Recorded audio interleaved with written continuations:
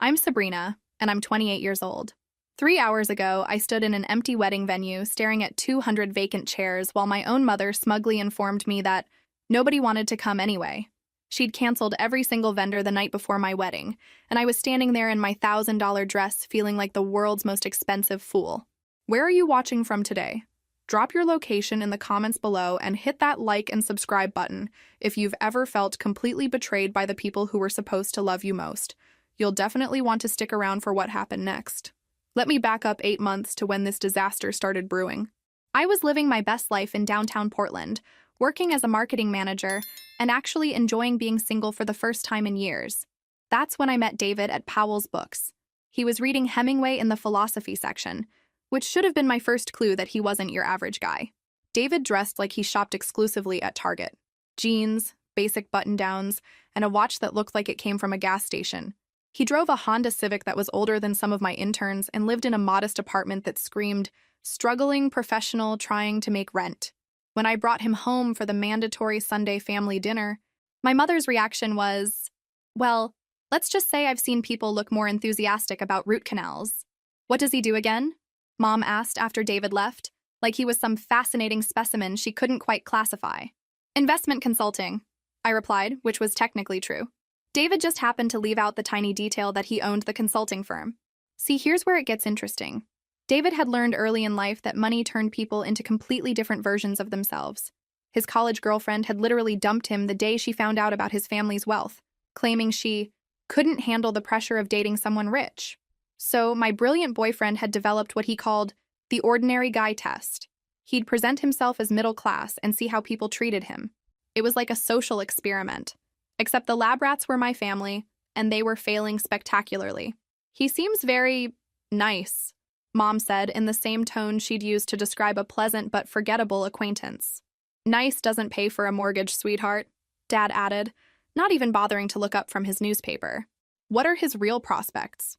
David had gone to Harvard Business School, actually, but when they'd asked about his education, he'd casually mentioned a school back east and let them draw their own conclusions. Another test failed because they never bothered asking follow-up questions. Over the next few months, watching my family interact with David became like watching a masterclass in subtle cruelty. They'd forget to include him in family photos. They'd plan gatherings, and somehow David's invitation would get lost in the mail.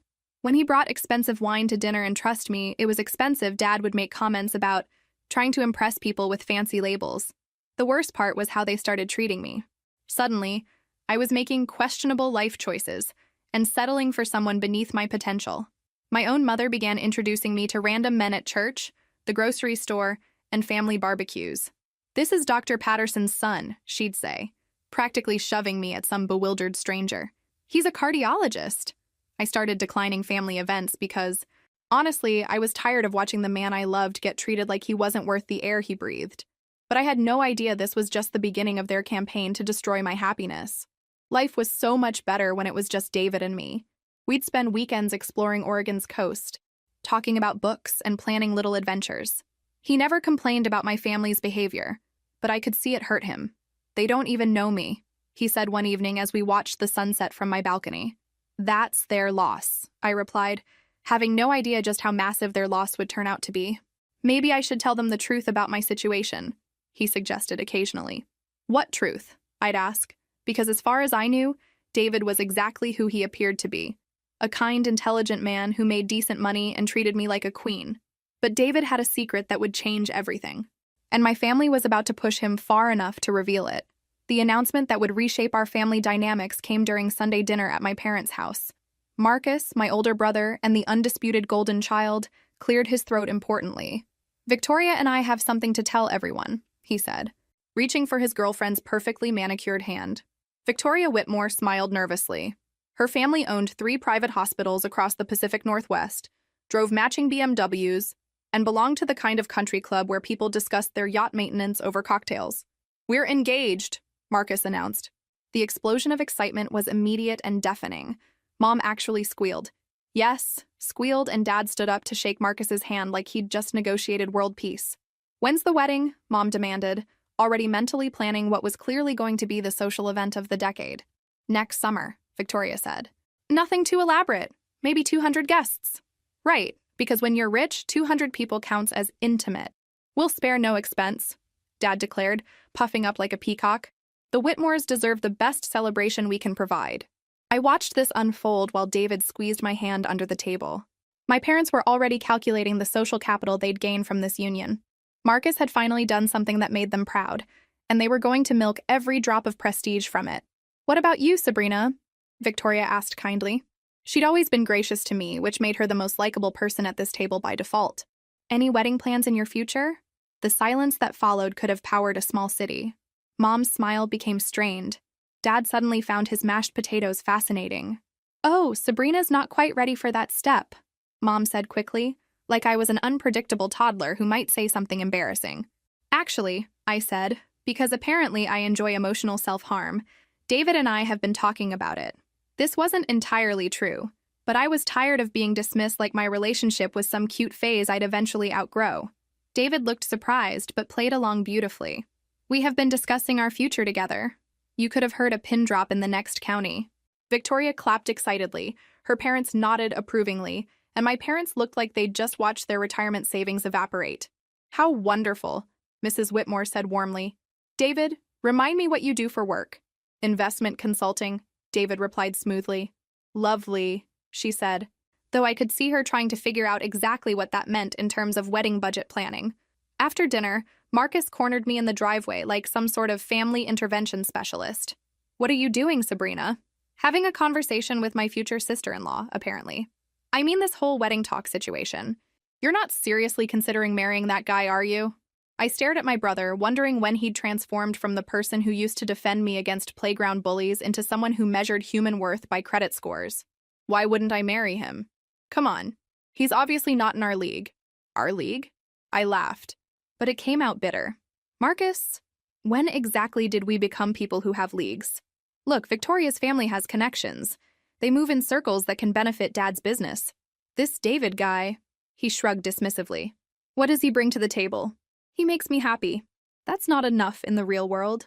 "Sabrina." I drove straight to David's apartment after that charming family bonding session.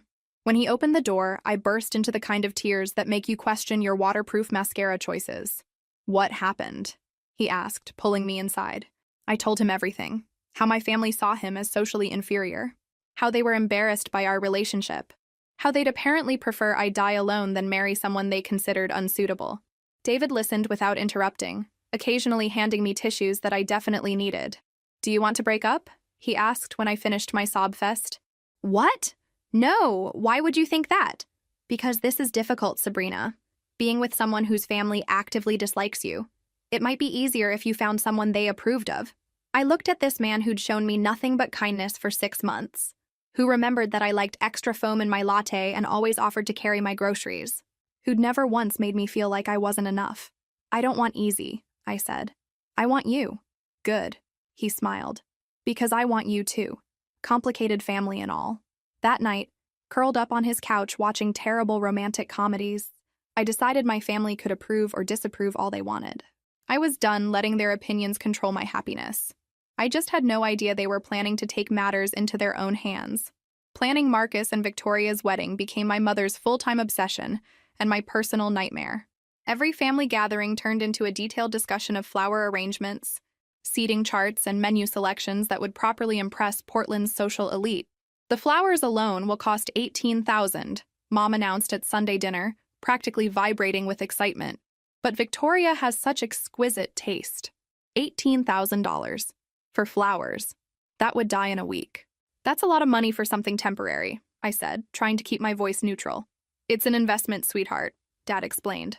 "The Whitmore's social connections alone are worth far more than what we're spending."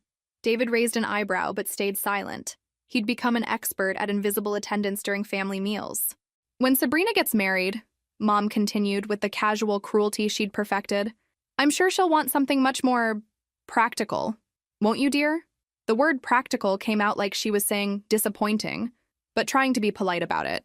"Actually," I said, "I'd love a beautiful wedding too." Mom's laugh was sharp enough to cut glass. "Of course, darling. But you have to be realistic about these things. David seems like such a practical man."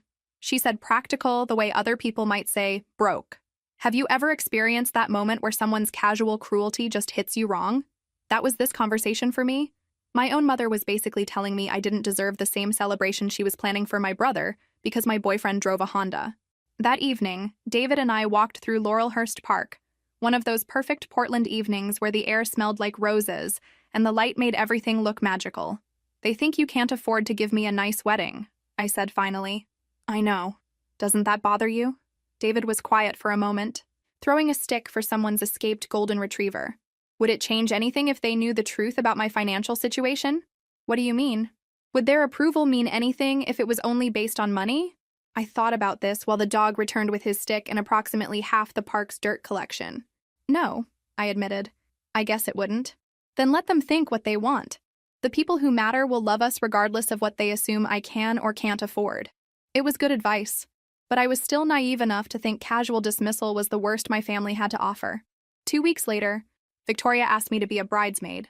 I was touched until I realized I was the only one excluded from dress shopping, spa appointments, and every other pre-wedding event. The other bridesmaids have more flexible schedules, Mom explained when I mentioned this. We didn't want you to feel pressured to take time off work. Translation? They'd planned everything without me and expected me to smile about it. The bridesmaid dress cost $400. The required shoes were another $200. The mandatory salon appointment was $300 more. Nearly $1,000 to participate in a wedding where I was clearly an afterthought. When I mentioned the cost to David, he immediately offered to pay. Absolutely not, I said. This is my family drama, my responsibility. Sabrina, $1,000 is something to me, I interrupted. Just because it might not be something to you doesn't mean I should let you pay for my family's social climbing. I worked extra hours and survived on ramen for 2 weeks to save the money. Meanwhile, my parents planned engagement parties and bridal showers with guest lists that read like Portland's social register. The real slap in the face came when Marcus pulled me aside at his law firm one afternoon. I need to ask you something, he said, closing his office door like we were discussing state secrets. Okay. Are you planning to bring David to the wedding? The question hit me like cold water. Of course, he's my boyfriend. Right, but Marcus sat heavily in his expensive leather chair. The Whitmores are very particular about their social connections. Victoria's guest list includes some pretty influential people. And maybe it would be better if David sat this one out. You could come alone, enjoy yourself, network a little. I stared at my brother, trying to figure out when he'd become someone I didn't recognize. Are you seriously asking me not to bring my boyfriend to your wedding? I'm asking you to consider what's best for everyone involved. Everyone meaning you and Victoria and the precious Whitmore family connections. Not me. Sometimes we make sacrifices for family, Sabrina. Funny, I said, standing up. I've been making sacrifices for this family my whole life, but apparently David and I are the only ones expected to keep making them. I left his office knowing something fundamental had shifted. My own brother was asking me to hide the person I loved because he might embarrass the family's social standing. That night, I lay in bed wondering how many more humiliations I was supposed to endure in the name of family loyalty. I was about to find out exactly how far they were willing to go. The engagement party was everything you'd expect from people trying to impress other rich people.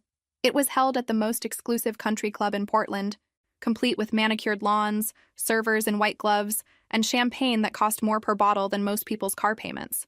David and I arrived on time, and I immediately noticed how other guests' eyes slid past him like he was furniture.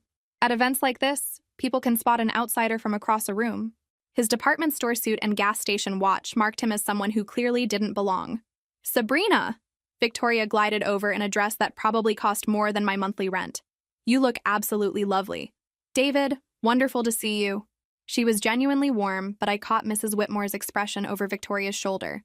She looked like she'd just detected an unpleasant odor and was trying to locate the source. The evening progressed exactly as I'd predicted.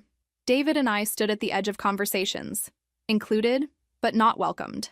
When someone asked what David did for work, their interest evaporated faster than champagne bubbles once he mentioned investment consulting, without elaborating on which firm or which clients. How nice, they'd say before immediately pivoting to someone more worth their time. But the real humiliation came during the speeches. Dad stood up with his champagne glass, practically glowing with pride. My son Marcus has always shown excellent judgment, he began, from his choice of law school, to his career trajectory, to his business partnerships. And now, he's chosen the perfect wife. He spent 5 minutes detailing Marcus's achievements, Victoria's family's social prominence, and how honored he was to welcome the Whitmores into our family. The applause was thunderous. Mrs. Whitmore followed with equally glowing remarks about Marcus's potential and how delighted they were to have him join their distinguished family. More applause, more beaming smiles, more social networking disguised as wedding celebration. I waited for someone to acknowledge that Marcus had a sister, that I existed, that I was also part of this family gathering. Nothing. Absolutely nothing. David's hand found mine under the table and squeezed gently. He'd noticed too because, unlike my family, he actually paid attention to other people's feelings. After the official speeches, various friends and relatives stood to share stories about Marcus and Victoria, college roommates, sorority sisters, family friends who'd watched Marcus grow up. Still nothing about me. Finally, as the evening wound down, Marcus grabbed the microphone one last time. "I just want to thank everyone for being here tonight," he said. "Victoria and I are overwhelmed by all the love and support. Special thanks to both sets of parents for putting together this incredible celebration." He paused, scanning the crowd. For a brief, hopeful moment, I thought he might actually acknowledge my existence. "Oh, and thanks to my sister Sabrina for being here too." The applause for me lasted approximately 3 seconds. It was clearly an afterthought, a reluctant acknowledgement that he'd forgotten I existed. I excused myself to the restroom and spent 5 minutes staring at my reflection, trying to process what had just happened. My own family had essentially erased me from one of the most important celebrations of my brother's life. When I returned, David was waiting on the terrace, staring out at the city lights. "You okay?" I asked. "Shouldn't I be asking you that?" "I'm fine." "No, you're not, and you shouldn't be." We stood in comfortable silence while the sounds of celebration continued without us inside. "David," I said finally, "I need to ask you something, and I need complete honesty. Always. Do you ever think about leaving? About finding someone whose family would actually appreciate you?" He turned to face me, his expression serious. "Do you want me to leave?" "No, but I'd understand if you did." David stepped closer, taking my hands. "Sabrina, I fell in love with you, not your family. Their opinion of me doesn't change how I feel about you. Even when they treat you like you're not good enough to exist in their social circle? Even then." I kissed him right there on the terrace, not caring who might see through the windows. This man had endured months of subtle insults and deliberate exclusion, and he was still choosing me. "I love you," I said when we broke apart. It was the first time either of us had said those words. "I love you too," he replied, smiling genuinely for the first time all evening. As we drove home, I made a decision. I was done trying to make my family accept David. If they couldn't see his worth, that revealed their character, not his. But I still had no idea they were about to escalate their disapproval into something much more destructive. 2 months before Marcus and Victoria's wedding, David proposed in the most perfectly him way possible. We were hiking Smith Rock on a crisp October morning, following a trail we'd discovered early in our relationship. Eastern Oregon stretched out below us in autumn colors, and the air was so clear you could see forever. "Sabrina," David said, stopping suddenly on the trail. "What?" I turned around, slightly out of breath from the climb. He was down on one knee, holding a small velvet box. My heart stopped completely. "I know this isn't the fanciest location," he said, "but this is where I feel most myself, where we feel most ourselves. Will you marry me?" The ring was absolutely perfect. Classic and elegant without being ostentatious. Beautiful enough to make me cry, but not so elaborate that I'd be afraid to wear it every day. "Yes," I said, laughing and crying simultaneously. "Obviously, yes." We sat on a fallen log for nearly an hour, or just holding each other and talking about our future. David told me he'd been carrying the ring for weeks, waiting for the perfect moment. I told him I'd been hoping he'd propose, but trying not to be obvious about it. "When do you want to have the wedding?" he asked. "Maybe next summer, after Marcus and Victoria's celebration dies down?" "Whatever makes you happy," he said. "We can have any kind of wedding you want." I laughed. "David, we don't need to pretend we can afford some elaborate fairy tale. I'm perfectly happy with something simple and beautiful." His expression shifted slightly, but before I could analyze it, my phone rang. My mother, naturally. "Hi, Mom." "Sabrina, where are you? You missed Sunday dinner." "I'm hiking with David. Actually, we have news." "Oh?" I looked at David, who nodded encouragingly. "We're engaged." The silence that followed lasted long enough for me to check if the call had dropped. "Mom? That's wonderful, sweetheart. Very exciting." Her tone suggested it was about as exciting as a dental procedure. "We'll be there in 2 hours to tell you in person," I said, my enthusiasm already deflating. Actually, today isn't ideal. Your father has a migraine, and I'm swamped with Marcus's wedding details. Why don't we discuss this later in the week? My engagement announcement was being postponed because it might interfere with her wedding planning schedule. Sure, I said quietly. I'll call you Tuesday. When I hung up, David was watching me with concern. Not the reaction you hoped for? She's just overwhelmed with Marcus's wedding, I said. But even I didn't believe it. That evening, I called my best friend Sarah instead. She screamed with excitement, demanded photos of the ring, and insisted on taking us out for celebratory drinks. Her reaction was everything my mother's should have been. When I finally called my parents on Tuesday, the conversation was stilted and brief. Have you thought about timing for the ceremony? Mom asked eventually. We're thinking next summer. Next summer? Her voice sharpened. But that's only 10 weeks after Marcus and Victoria's wedding. Yes. People will be exhausted from one celebration, Sabrina. It might be better to wait until fall, or the following spring. I felt something cold settle in my stomach. Are you asking me to delay my wedding so it doesn't compete with Marcus's social calendar? Don't be dramatic. I'm suggesting you consider the timing. Wedding season is expensive for guests. People might not be able to attend both events. Then they can choose which one matters more to them. Sabrina, Mom, I'm not postponing my engagement because it's inconvenient for other people. After I hung up, I sat in my apartment trying to process what had just happened. My own mother was asking me to delay my wedding to avoid overshadowing my brother's moment. When David arrived that evening with Thai takeout, I was still upset. What if we eloped? I said suddenly. What? What if we just went somewhere beautiful and got married without all this family drama? David set down the food and sat beside me. Is that what you want? I want to marry you without having to navigate everyone else's opinions and social calendars. Then that's what we'll do. Really? Sabrina, I don't care if we get married in Vegas or a courthouse or on top of Mount Hood. I just want to be your husband. For a moment, I was tempted. The idea of escaping all the family drama was incredibly appealing. But then I realized I was letting them win. I was allowing their disapproval to drive me away from celebrating my happiness openly. No, I said finally. I want a real wedding. I want to wear a beautiful dress and have flowers and dancing. I want our friends there to celebrate with us. What about your family? They can come or not. Their choice.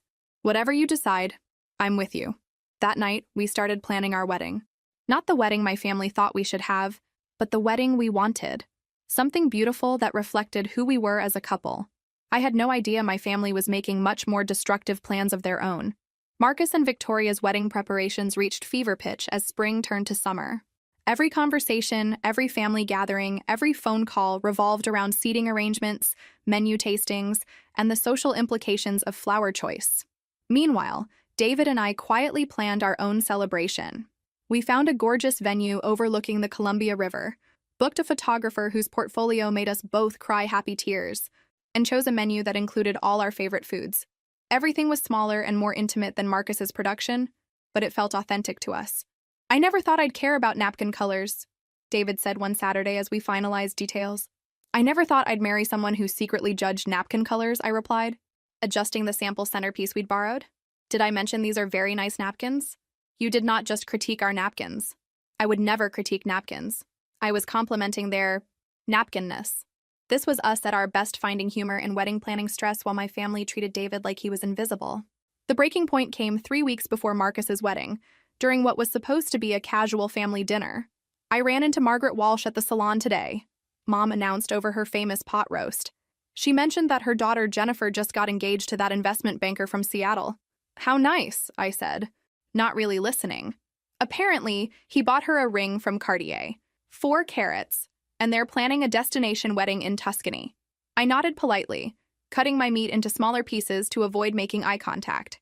Margaret was so excited to tell me about Jennifer's fiance's success. He's apparently being promoted to managing director at his firm.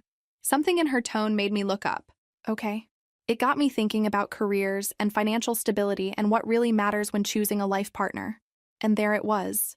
Mom, I said carefully, if you have something to say about David, just say it. I'm simply observing that some men are better positioned to provide security than others. David provides plenty of security. Does he? Dad joined the conversation like he'd been waiting for his cue. Because from our perspective, you're still working full-time, paying your own bills, driving the same car you had before you met him. So a man who truly cares about you would want to take care of you, Mom said. Look at Marcus. He's already discussing Victoria cutting back her gallery hours after the wedding. She'll be able to focus on community involvement, charity work, activities that match her social position. I stared at my parents, wondering when they'd become such blatant snobs. Maybe Victoria wants to work less. Maybe I like working. Of course you do, sweetheart. But wouldn't it be nice to have options? To know that if you wanted to start a family someday, you could? David and I haven't really discussed. Exactly. Dad interrupted. You haven't discussed it because he can't offer those options. He's pleasant enough, but let's be realistic about his limitations. Heat rose in my cheeks. You don't know anything about David's limitations. We know he drives a Honda and lives in a studio apartment, Mom said gently. We know he shops at Target and takes you to chain restaurants. And that makes him inadequate? It makes him unsuitable for the life you deserve. This conversation continued for another 20 painful minutes, with my parents systematically dismantling David's worthiness based entirely on external markers they'd observed. They never mentioned his kindness, intelligence, humor, or how happy he made me. When I finally escaped to my car, I sat in their driveway trying to calm down before driving. My phone buzzed with a text from David. How was dinner with the family? I'll tell you when I get home, I typed back.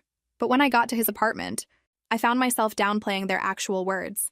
I told him they had concerns about our financial future without repeating their casual cruelty. They're probably just worried, David said, pulling me onto his couch. Parents want to know their children will be secure. I can take care of myself. I know you can. But maybe I should have a conversation with them. Clarify my actual situation. I looked at him curiously. What situation? David was quiet for a moment. Maybe it's time they knew more about my business. About my real financial position. I thought you liked keeping things private. I do. But maybe if they understood my capabilities, they'd stop treating you like you're settling for less than you deserve. I considered this.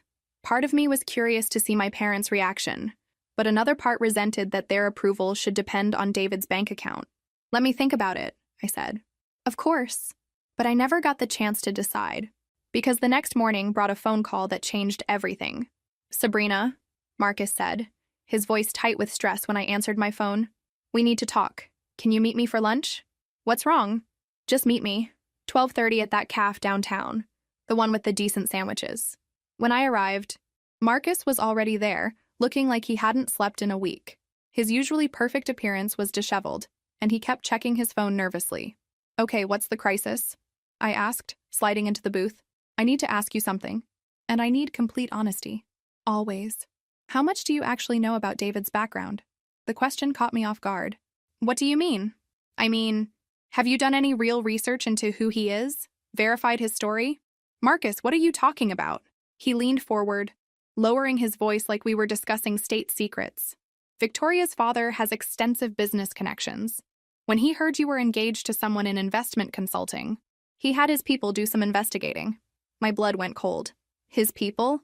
Private investigators, Sabrina. It's standard procedure for families like the Whitmores. They protect their social circle. You had David investigated? Not me, Mr. Whitmore. But he shared the findings because he was concerned about family connections. I stood up abruptly. I'm leaving. Sit down. You need to hear this. No, I really don't. Your boyfriend isn't who you think he is. Despite my better judgment, I sat back down. Explain. Marcus pulled out a manila folder and slid it across the table like evidence in a criminal trial. David Williams owns Williams Investment Group downtown. He's worth approximately $42 million. He's been lying to you for 8 months. I stared at the folder without opening it, my mind reeling. That's impossible. Open it. With trembling hands, I lifted the cover. Inside were photographs of David leaving a downtown office building with his name prominently displayed. Financial documents showing his ownership of Williams Investment Group. Business journal articles featuring his photo and quotes about market strategies. Everything I thought I knew about my relationship crumbled instantly. This can't be real. It's very real, Sabrina. Your fiancé is a multimillionaire who's been pretending to be ordinary. I drove straight to David's apartment in a daze, the investigator's folder burning like evidence of betrayal on my passenger seat. When I knocked on his door, my hands were shaking. Sabrina? He opened the door looking concerned, but his expression shifted to alarm when he saw my face. What's wrong? I held up the folder. We need to talk. His shoulders sagged, and I knew. In that moment, I knew everything Marcus had told me was true. Come in, he said quietly. $42 million, David? I threw the folder onto his coffee table, papers scattering. You're worth $42 million, and you've been letting my family treat you like charity case for 8 months? It's complicated. It's exactly that simple. I was shouting now, months of suppressed frustration erupting. Do you have any idea what they put me through? The things they've said about you? About us? I know. You know? You know they think you're some deadbeat who can't provide for me? You know they've been trying to convince me to break up with you. Yes. And you just let them? Sabrina, please sit down. Let me explain. Explain what? How you've been conducting some twisted social experiment with my life? It wasn't an experiment. I remained standing, too angry to sit. Then what was it? David looked up at me with an expression I'd never seen before. Vulnerable. Almost desperate. It was a test. A test of what? Of whether your family could value someone they thought was ordinary. Of whether their love was conditional on bank account balances. The words hit me like physical blows. You were testing me too? No, God no, I was testing them. I already knew who you were, Sabrina. I fell in love with you before I knew anything about your family's values. But you let me think. What? That I was a regular person with a normal job? I am those things. Money doesn't change who I am fundamentally. I sank into the chair across from him, suddenly exhausted. It changes everything else. Does it? David, we've been planning a wedding based on what I thought we could afford. We chose the smaller venue, simpler flowers, limited guest list, because you thought I couldn't give you more. Yes. And were you okay with that? With less? I stared at him, understanding his point but hating it. That's not the issue. It's exactly the issue. You were willing to marry me believing I could offer you a modest life. That tells me everything about your character. What about my family? What does their behavior tell you? David's expression hardened. It tells me they're exactly the kind of people I've spent my adult life avoiding. We sat in silence while normal people lived their normal lives outside his window. How long were you planning to keep this secret? I asked finally. I wasn't. I was going to tell your parents before our wedding. I wanted to see how they treated you during our engagement first. And what did you see? I saw them dismiss your dreams and minimize your worth. I saw them try to convince you that loving me was settling for less than you deserved. He wasn't wrong. But that didn't make his deception hurt less. You should have told me. You're right. I should have. But Sabrina, I was terrified. Of what? Of exactly this. Of you looking at me differently. Of wondering if your feelings were real or just a response to financial security. I wanted to argue. But sitting in his apartment, surrounded by evidence of his wealth, I was questioning everything I thought I knew. I need time to think, I said. How much time? I don't know. The next few days passed in a blur of confusion and hurt. But by the end of the week, I'd made a decision that would expose my family's true character once and for all. I called my parents and asked to meet them for lunch the day after my confrontation with David. I had something to tell them that would change everything. They chose their usual restaurant, the kind of place where they knew the staff and could secure the best table. Even this choice revealed their priorities perfectly. You look tired, sweetheart, Mom said as we settled into our seats. Everything all right? I need to tell you something about David. They both leaned forward, alert to potential drama. We're listening, Dad said. David owns Williams Investment Group downtown. He's worth approximately $42 million. He's been letting you think he was ordinary to see how you'd treat him.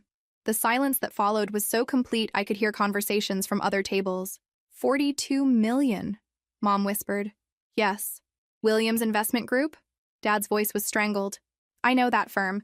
They manage portfolios for half the city's executives. That's right. Mom stood up abruptly, pacing to the window like she couldn't contain her energy. Why didn't he tell us?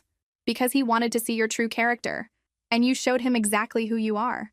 Dad's face was flushed. That's completely unfair. How were we supposed to know? You weren't supposed to know, that was the point. You were supposed to treat him with basic human decency regardless of his net worth. But Sabrina? Mom turned from the window. This changes everything. Does it? Of course it does. If we'd known he was successful, you would have treated him completely differently. Well, yes, because he would have deserved different treatment. I stared at my mother, this woman who'd raised me to believe in fairness and kindness, and realized I didn't recognize her anymore. He deserved respect regardless of his bank account, Mom. He's a good man who loves me. That should have been enough. Don't be naive. Sabrina, financial stability matters. A man's ability to provide matters. David can provide for several families, but you couldn't see past his Honda to notice. Dad cleared his throat. This certainly explains his confidence. The way he carries himself. He carries himself exactly the same way he always has. You just weren't paying attention. So what happens now? Mom asked. Are you still engaged? I don't know. What do you mean? I mean, I don't know if I can marry someone who's been lying to me for 8 months. Lying? Dad's voice was sharp. Sabrina, the man is wealthy. That's hardly a character flaw. The deception is a character flaw. He was protecting himself, Mom said, and I could see her mind working. Successful men have to be careful about fortune hunters. Like you? Excuse me? You just spent 10 minutes recalculating your opinion based entirely on his net worth. You went from thinking he was unsuitable to planning how to introduce him at the country club. That's completely unfair. Is it? 5 minutes ago, you thought he was inadequate. Now you're defending his right to test people's character? I stood up, grabbing my purse. I'm leaving. I need to decide what I want to do about my engagement. Sabrina, wait, Mom called. Let's discuss this rationally. Rationally? You mean let's figure out how to manage your relationship with your future multimillionaire son-in-law? That's not what I meant. It's exactly what you meant. I drove home feeling more alone than I'd felt in years. David had lied to me, but my family's reaction proved he'd been absolutely right about their character. That night, I sat surrounded by wedding planning materials, trying to figure out what I actually wanted versus what I thought I should want. Around midnight, David texted, "Can we talk tomorrow? I know you need time, but there are things I need to explain." I stared at the message for a long time before responding. Yes, your place. 7 p.m. The next day crawled by while I tried to work normally. By evening, I'd decided what I needed to say. When David opened his door, he looked like he hadn't slept in days. "Thank you for coming," he said. "We need to talk about trust," I said without preamble. "I know. Do we? Because I don't think you understand how violated I feel." "You're right. I don't think I do understand.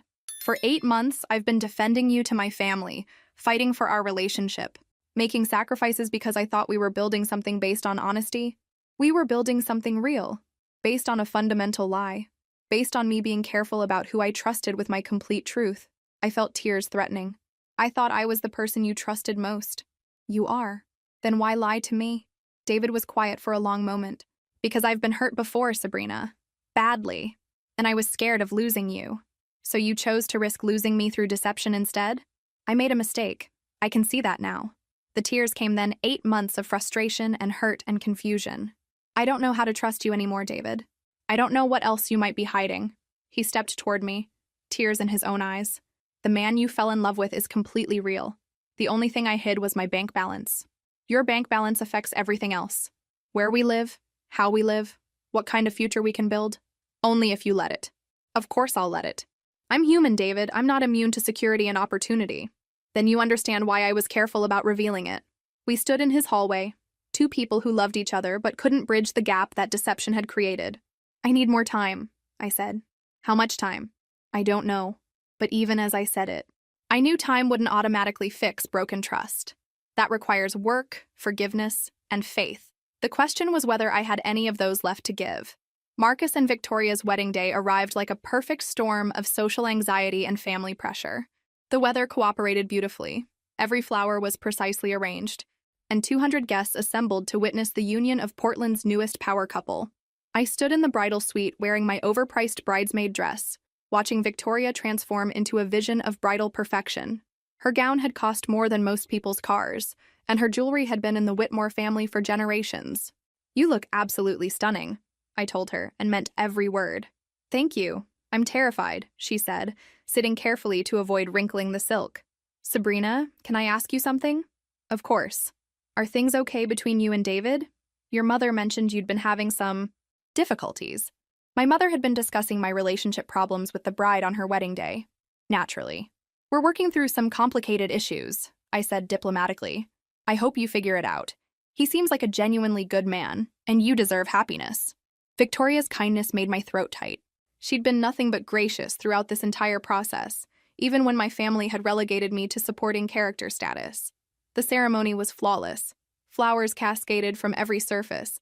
A string quartet played beautifully chosen classical pieces, and Victoria's walk down the aisle drew audible gasps from the crowd. I stood with the other bridesmaids, watching Marcus's face as Victoria approached. Despite all his social climbing and status obsession, his expression showed pure joy. Whatever his flaws, my brother genuinely loved Victoria. The reception was equally perfect. Dinner was served under twinkling lights in the garden. Speeches were heartfelt and entertaining, and the band kept everyone dancing. I sat at the family table making polite conversation while feeling oddly detached from the celebration. My parents were in their element, networking with Portland's elite and basking in reflected glory. "Sabrina!" Aunt Helen approached, slightly tipsy from the premium bar. "I haven't congratulated you on your engagement yet. When's your big day?" "We're still finalizing details," I said truthfully. "How exciting. Will it be as elaborate as this?" I looked around at the thousands of dollars in flowers, the designer linens, the premium everything. "Probably not." "Smart to keep things modest," she said patronizingly.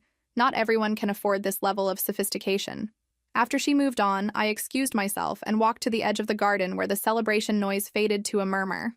Overwhelming, isn't it? I turned to find Victoria approaching, having changed from her formal gown into a shorter reception dress that still cost more than my monthly salary. "It's beautiful," I said. "Everything is perfect." "Thank you. But perfect isn't the same as meaningful, is it?" I studied her expression in the garden lighting. "What do you mean?" "All of this," she gestured toward the reception, "is wonderful, but it's not what marriage is actually about. It's one day, followed by hopefully many years of much quieter moments. Do you ever worry about living up to everyone's expectations?" "Sometimes. But then I remember that the only expectations that matter are Marcus's and mine." Her words hit harder than expected. I'd been so focused on family approval and social judgment that I'd lost sight of what actually mattered. "Can I ask you something?" I said. "Of course. Do you think it's possible to build a marriage on secrets? If someone you loved had kept something important from you, could you forgive them?" Victoria considered this carefully. "I think it would depend on why they kept the secret and whether they were willing to be completely honest going forward. Even if the secret changed everything about your relationship, especially then, because that's when you'd discover what your relationship was actually built on." A bridesmaid appeared to summon Victoria for the bouquet toss, leaving me alone with her wisdom echoing in my mind. The bouquet toss was predictably dramatic. 20 single women gathered while Victoria turned her back and launched her flowers into the crowd. They sailed over everyone's heads and landed directly in my hands, as if fate was making a statement about my romantic future. Everyone cheered. Victoria hugged me. Marcus raised his champagne in my direction, but all I could think about was David, probably sitting alone in his apartment, wondering if I was ever coming back. As the evening wound down, my mother approached me in the parking lot. "Gorgeous wedding, wasn't it?" she said. "Yes, it was beautiful. This is what's possible when families really commit to celebrating a marriage properly." I looked at her, this woman who'd spent months obsessing over centerpieces and guest lists, and realized she still didn't understand what had made the evening special. "Mom," I said, "would you have helped plan a wedding like this for me if you'd known David could afford it?" Her hesitation was answer enough. "I thought so," I said quietly. "Sabrina, that's not fair. We wanted to help with your wedding. We just thought you'd prefer something more suitable to your circumstances. Our perceived circumstances." "Yes." I got in my car without saying goodbye.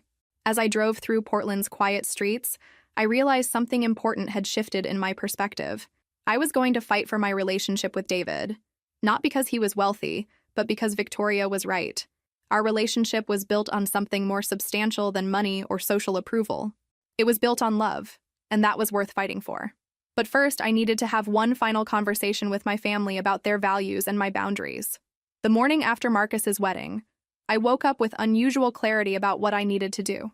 I called my parents and asked them to meet me for brunch. I had things to say that couldn't wait. "You looked lovely last night, sweetheart," Mom said as we settled into their favorite restaurant booth. "Thank you." The wedding was magnificent. Victoria looked like absolute royalty. "It was beautiful," I agreed. "Very expensive." Dad beamed with pride. "Worth every penny." The Whitmores were so impressed with how everything came together. "Speaking of expenses," I said, "I need to discuss my wedding." Both parents leaned forward expectantly. Now that they knew David was wealthy, they were probably planning an entirely different celebration. "What about it?" Mom asked. "I've decided to cancel it." The silence stretched so long that our server approached twice before retreating again. "Cancel it?" Dad finally managed. "Yes. But why?" Mom's voice was barely audible. "Now that we know David's situation, we could plan something truly spectacular. That's exactly why I'm canceling it." They stared at me like I'd started speaking ancient Greek. "I don't understand," Mom said. For 8 months, you treated the man I love like he was beneath our family. You dismissed our relationship, questioned my judgment, and made it clear you thought I was settling. But we didn't know. You didn't know he was rich, correct? But you did know he was kind, intelligent, and devoted to me. Those qualities weren't enough for you. Dad shifted uncomfortably. We were trying to protect you. From what? From happiness? From love? From potential financial hardship, Mom said firmly. David was never financially struggling. You just assumed he was based on his car and clothing choices. How were we supposed to know otherwise? You could have gotten to know him. Asked about his work, his goals, his background. Treated him like a human being instead of a disappointing financial projection. I pulled out my wedding planning folder and placed it on the table. This contains contracts for every vendor we hired.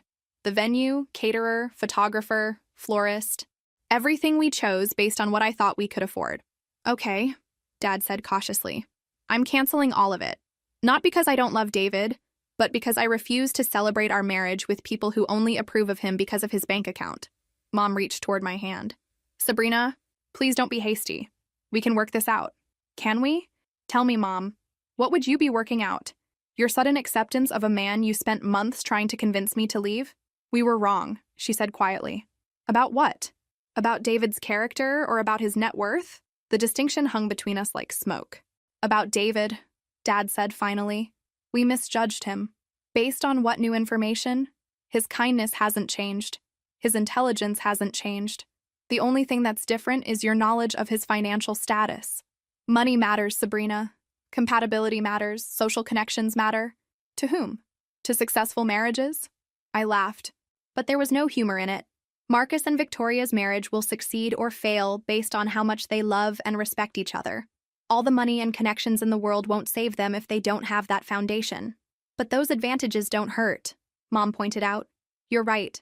But they should be bonuses, not requirements for basic human decency. I stood up, leaving the vendor folder on the table.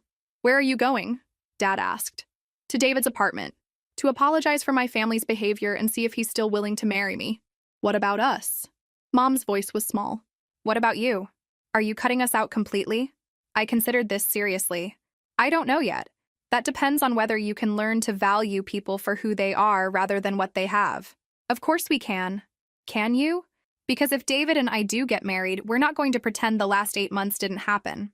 The drive to David's apartment felt like the longest 20 minutes of my life. I'd been so focused on my anger about his deception that I'd almost lost sight of everything good about our relationship. When he opened his door, he looked surprised and hopeful. Sabrina, can I come in? Always. We sat on his familiar couch, the same place where we'd planned our future and fallen in love. I told my parents the truth about your wealth, I said. How did they react? Exactly as you predicted. Suddenly you're acceptable husband material. And how does that make you feel? Disgusted. With them and with myself for caring about their approval for so long. You're not disgusted with me? I looked at this man who'd been patient with my family's cruelty, who'd tested their character and found it lacking, who'd loved me enough to risk losing me rather than buy acceptance he didn't deserve. I'm hurt that you lied, I said. But I understand why you did it. I should have told you sooner. Yes, you should have. But David, watching my parents' reaction today showed me something important. What? It showed me that I fell in love with you for all the right reasons. Money was never part of the equation for me. And now that you know, now I know we can build whatever kind of life we want together. But more importantly, I know that the man I fell in love with is real. David reached for my hand. Does this mean you'll still marry me? That depends. On what? On whether you're willing to start completely over. No more secrets, no more tests, no more games. Yes, absolutely yes. And on whether you're okay with eloping, because I'm not having a wedding that my family suddenly approves of because of your net worth. David smiled for the first time in days. Where do you want to go? Somewhere beautiful. Somewhere that's just about us. But first, I needed to make one more call to set boundaries that would define our family relationships going forward. Some bridges are worth rebuilding. Others need to be burned to clear the way for something better. That evening, I called my parents to tell them about my decision to elope. The conversation was as painful as expected. You're making a mistake, Sabrina, Mom said, her voice tight with emotion. Marriage is about joining families, not running away from them. We're not running away. We're choosing to start our marriage without the toxicity you brought to our relationship. That seems extreme, Dad said. We admit we made errors in judgment, but this feels like punishment. 8 months of trying to sabotage my relationship isn't an error in judgment. It's a pattern that reveals who you really are. So you're punishing us by excluding us from your wedding? I'm protecting myself and David from further damage. The silence stretched until I wondered if they'd hung up. When? Mom asked finally. Next month, somewhere private. And we're not invited? No. I heard my mother start crying, and despite everything, my heart ached. These were people who'd raised me, taught me to ride a bike, celebrated my achievements, but they were also people who'd spent 8 months trying to convince me I wasn't worthy of love, unless my boyfriend could afford to buy their approval. Sabrina, Dad said, cutting us out entirely seems extreme. I'm not cutting you out entirely, but I'm not pretending the last 8 months didn't happen either. What does that mean? It means if you want a relationship with me going forward, you need to prove you've learned something. How do we prove that? By treating David with the respect you should have shown him from the beginning. By acknowledging that your behavior was wrong, not just misguided. We can do that, Mom said quickly. Can you? Because the moment you discovered David's wealth, you started calculating social advantages. You didn't apologize for your treatment of him. You didn't express regret for the pain you caused me. 3 days later, David and I flew to Maui. We'd booked a cliffside villa, hired a local officiant, and invited exactly 2 people. My best friend Sarah and David's business partner Mike. Why Maui? I'd asked when David suggested it. My parents honeymooned there, he said. They always said it was where they learned to see the world together instead of separately. That was the kind of detail that made me fall in love with him all over again. The ceremony was at sunset, overlooking the Pacific. I wore a simple white dress from a Portland boutique. David wore a navy suit and finally, the expensive watch that reflected his actual circumstances. Do you, Sabrina Marie Richardson, take this man to be your husband? I do. Do you, David James Williams, take this woman to be your wife? I do. We exchanged rings we'd chosen together, simple bands that complemented each other perfectly. When the officiant pronounced us married, David kissed me with passion that made Sarah whoop enthusiastically. That night, we had dinner at a restaurant David had reserved exclusively for us. The food was incredible, the wine was perfect, and Sarah entertained us with dating disaster stories that had us laughing until our sides hurt. So what's next? Mike asked over dessert. Honeymoon around the world? Private island vacation? Actually, I said, looking at David, we're going home. We have a life to build. What kind of life? The kind where we make decisions together, where we support each other's dreams, where other people's expectations don't define our happiness. Sounds perfect, Sarah said, raising her wine glass. To David and Sabrina, to choosing love over everything else. We flew back to Portland 2 days later, officially married and completely happy. The first test of our new boundaries came immediately. My parents had left 19 voicemails and 43 text messages during our absence. The messages cycled through every emotional manipulation technique in their playbook. We're worried sick about you. Worried. This isn't like you to be so vindictive. David must be influencing you to behave this way. Your grandmother is heartbroken that she missed your wedding. People are asking questions about why you disappeared. I listened to them all while David made coffee in the kitchen of our temporary apartment. We decided to house hunt together, choosing something that reflected both our tastes, rather than just his bank account. What do you think? I asked when the last message ended. I think they're panicking because they've lost control of the narrative. Should I call them back? Do you want to? I considered this seriously. Did I want to rebuild a relationship with my parents? Could I trust them to change? I think I want to try, I said finally, but on my terms. What terms? They apologize to you directly and sincerely. They acknowledge their behavior was wrong. They commit to treating you as a valued family member going forward. And if they can't do that, then we'll know exactly where we stand. I called my mother that afternoon and laid out my conditions. The conversation was difficult, full of justifications and attempts to minimize their behavior. We weren't that terrible, Sabrina. You were exactly that terrible, Mom. David seems to have forgiven us already. David is more generous than you deserve, but forgiveness doesn't mean pretending nothing happened. The apology came a week later. We drove to my parents' house for what felt like the most important dinner of my life. They were waiting, formally dressed and clearly nervous. Dad stood when we entered, extending his hand to David. David, he said, I owe you a significant apology. Thank you, David replied, shaking his hand. We misjudged you completely. We treated you poorly based on assumptions that had nothing to do with your character. Mom stepped forward, her eyes bright with tears. I'm ashamed of how we behaved. You've been nothing but respectful to our family, and we responded with judgment and hostility. We hope you can forgive us, Dad added. And we hope we can start over. David looked at me, then back at my parents. I appreciate your apology. I'd like to start over too. The dinner that followed was still awkward, but felt like genuine progress. My parents asked David real questions about his work, his interests, his goals. They complimented him on qualities that had nothing to do with money. It wasn't perfect, but it was a beginning. As we drove home, David reached for my hand. Thank you, he said. For what? For fighting for us. For setting boundaries. For not letting them treat me as acceptable only because of my bank account. Thank you for being patient while I figured everything out. So what happens now? I thought about this as we navigated familiar Portland streets. Now we live happily ever after. Just like that? Just like that. But as we pulled into our driveway, I realized our happily ever after would require ongoing work and commitment to choosing each other over everyone else's expectations. Some fairy tales end with a wedding. Ours was just beginning. 1 year after our Maui wedding, David and I were settled into a house we'd chosen together. Not the mansion his net worth could have afforded, but a beautiful craftsman home with character and enough space to grow into our future. I never thought I'd have opinions about tile backsplashes, David said one Saturday morning as we finished renovating our kitchen. I never thought I'd marry someone who secretly analyzed the investment potential of our home renovations, I replied, adjusting the new pendant lights we'd installed. Did I mention these lights are very light-like? You did not just make a dad joke about our lighting choices.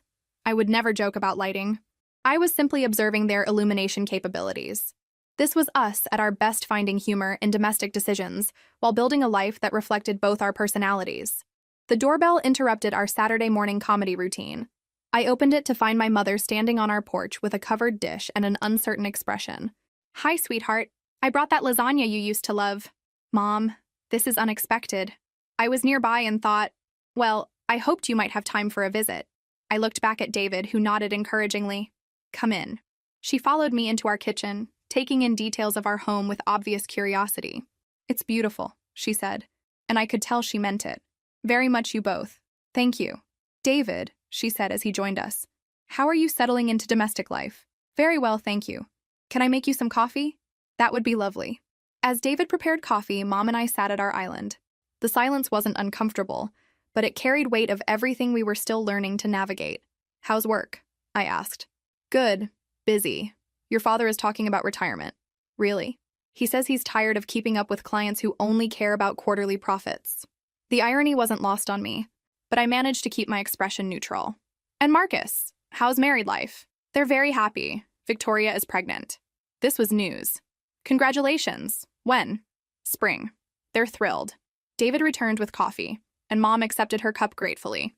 David, she said, I want to thank you again for being so gracious about our previous misunderstandings. It's behind us, Linda. She'd insisted he call her by her first name, a small but significant shift from formal distance. There's something else, Mom continued, turning back to me. We're planning Grandma's 80th birthday next month. That sounds wonderful. We'd love for both of you to attend. Both of you, she emphasized, looking at David. I felt David's hand find mine under the counter. We'll consider it, I said. Of course. No pressure intended. But I could see the hope in her eyes. The family felt incomplete without us, and everyone was experiencing that absence. After Mom left, David and I returned to our renovation projects.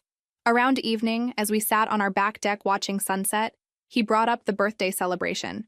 What are your thoughts about your grandmother's party? I think it's another test. Of what? Of whether we can be around extended family without falling back into old patterns. And your verdict? I think we should go, but with clear boundaries. Such as? We leave if anyone makes inappropriate comments. We don't discuss our finances with anyone. We present a united front against any drama. Sounds reasonable.